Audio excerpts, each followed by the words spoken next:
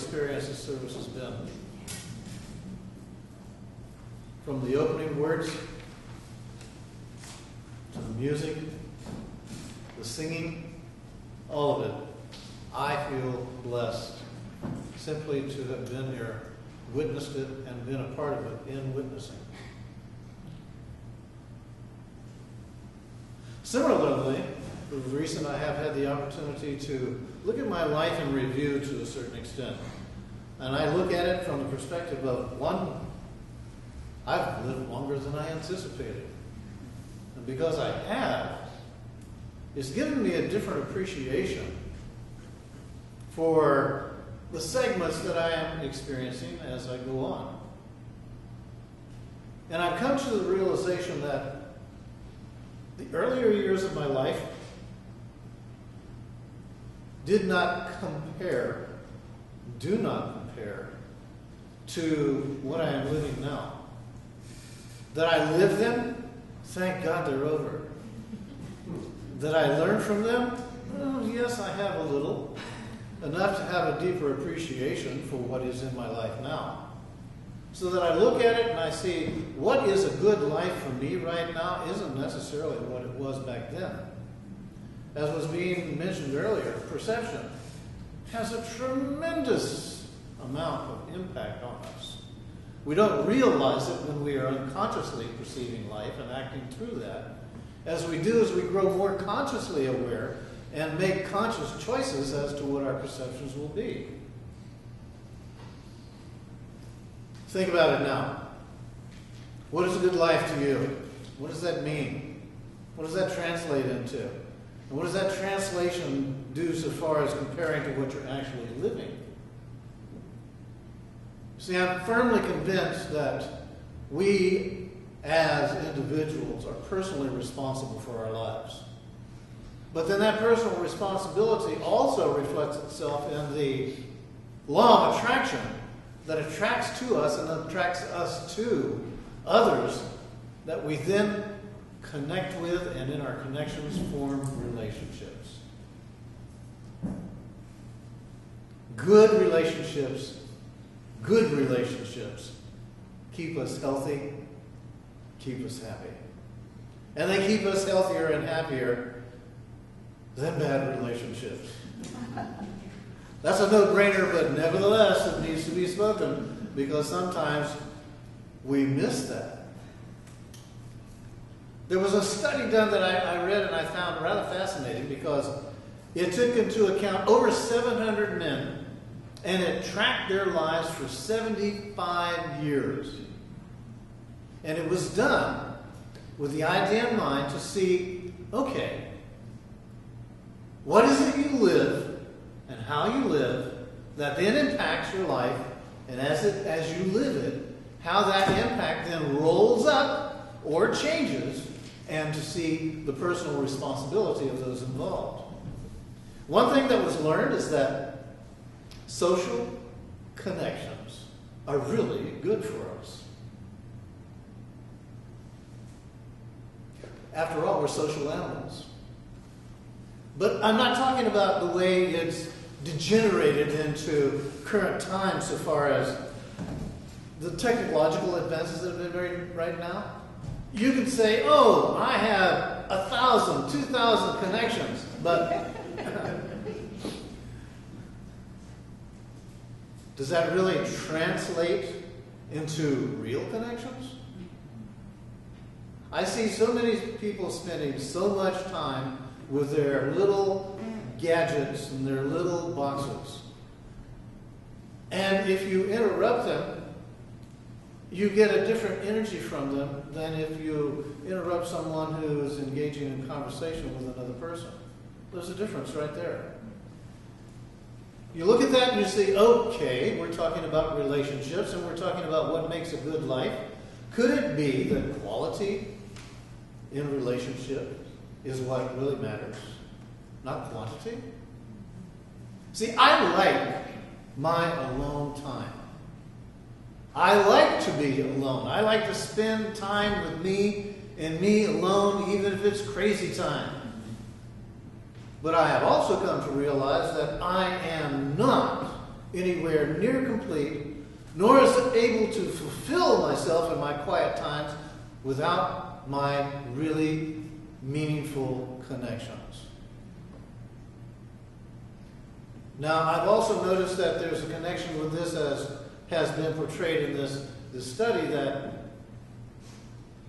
when I have experienced alone times, I have found that my loneliness was toxic. It really caused me, or translated my energy into dis-ease. I was out of sync, out of harmony. And if any of you have ever experienced loneliness, aside from your preferred time to be alone, you know exactly what I'm talking about. Well, anything like this that is pursued and persisted in is going to lead to dis-ease in other ways. Stop and think about it now. Loneliness is toxic. People are lonely because they build walls instead of bridges. And that's a lesson that needs to be learned. At least it was so for me, that I had to develop my capacity to span that chasm of self-created loneliness by making bridges over to people and allowing two-way communication to take place. So, while this seems to be so obvious, yet sometimes the obvious needs to be brought forward in a way to help us to have a better appreciation for the meaningful relationships that we do have. Relationships and emotions, they go hand in hand. Healthy relationships, healthy emotions. Wow. It's like you could say, I'm experiencing heaven on earth. Whereas if you're involved in an abusive relationship, it's hell. There's no doubt about it. So you begin to recognize, okay, what do I want here? If I'm personally responsible for this, what can I do to enhance the healthiness of my life? Because if you are involved in healthy relationships that are meaningful to you, you're also going to find that it improves your physical health. You're also going to find that it improves your mental health. It actually helps your brain to work better when you're involved in healthy relationships. Because the opposite of that has been so well documented that people who are lonely, they start entering into dis-ease approaches to life. They find that they are more forgetful. They experience memory loss when they do not feel they have someone in their lives that count on them, that they can count on in times of need. Whereas if they do have such a person that they can count on, their memories stay sharper longer. But, this is the thing that I think scares a lot of people, and they listen to their fear instead of following through with choosing to have healthy relationships, and that is, they require constant work. They require constant effort to keep them going. So, if you have had relationships that you've let go of because they were challenging, why don't you consider mending them? Why don't you open yourself up and consider that mending a broken relationship might be just exactly what you need in order to learn some very critical improvements about yourself. And talking about that technological stuff, replace screen time with real people time. I know. You can turn it off or turn it on, but you're not getting what you need, and you're not giving what you need when you have real people time.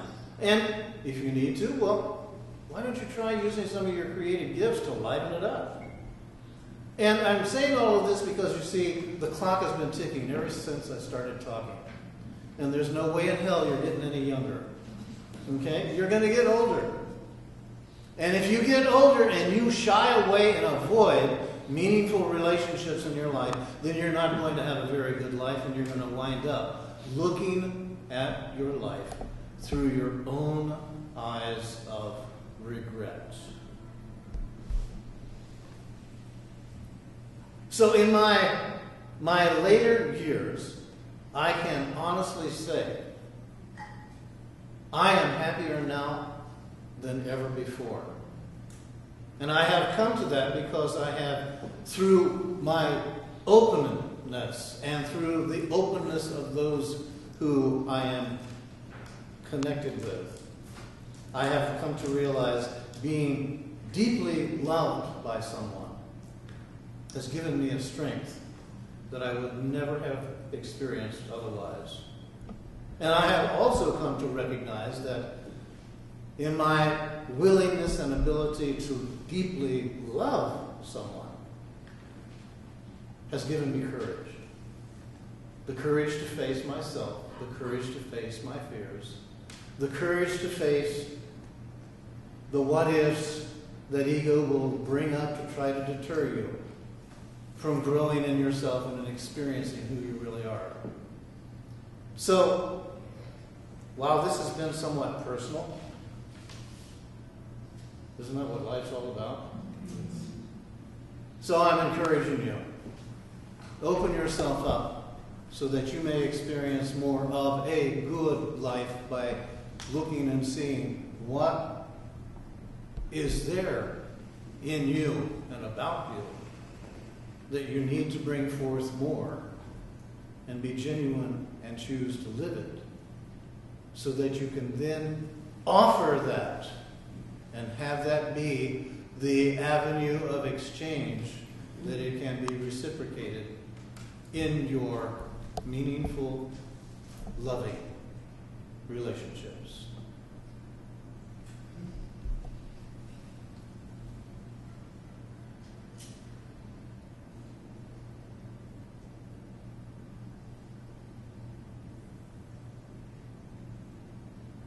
Thank you.